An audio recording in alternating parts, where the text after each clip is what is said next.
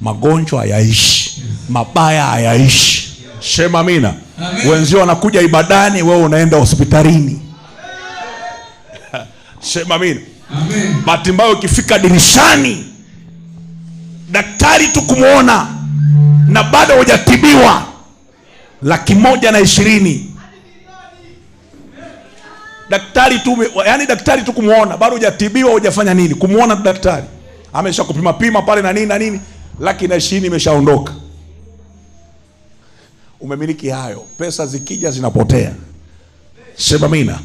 Lakini ukiwa na nguvu ya Mungu, nguvu ya Mungu kazi yake ni kupambana katika ulimwengu wa roho, na hizo nguvu ambazo zinaleta magonjwa kwenye maisha yako. Si Efeso ndo wanavyosema 6:10, muwe hodari kwa sababu katika ulimwengu wa roho mnafanyaje? Mnagombana, mnapambana, mnashindana kwenye ulimwengu wa roho. Sema amina.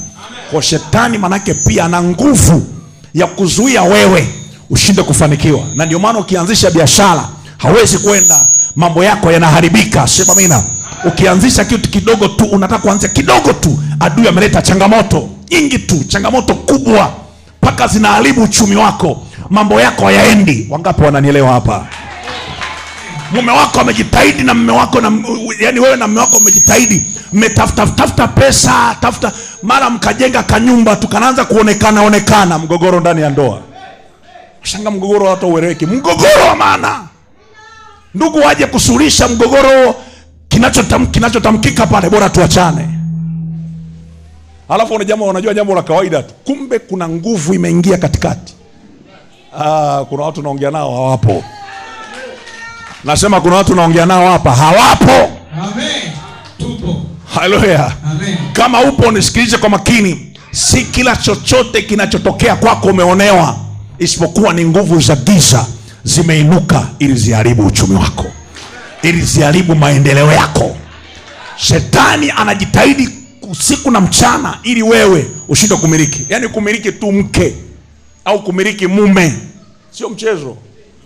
Mwenzio ili amiliki mke ameenda kwa mganga wa kienyeji, amepewa dawa, na hiyo dawa imemsaidia kumiliki mume. Unielewe. Hata huyo mume wako uliye naye huyo, kuna sometime anakusumbua kwa sababu kuna mtu anataka kumiliki.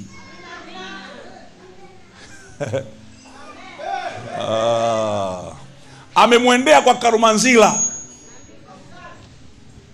Sema amina. Sema tena amina.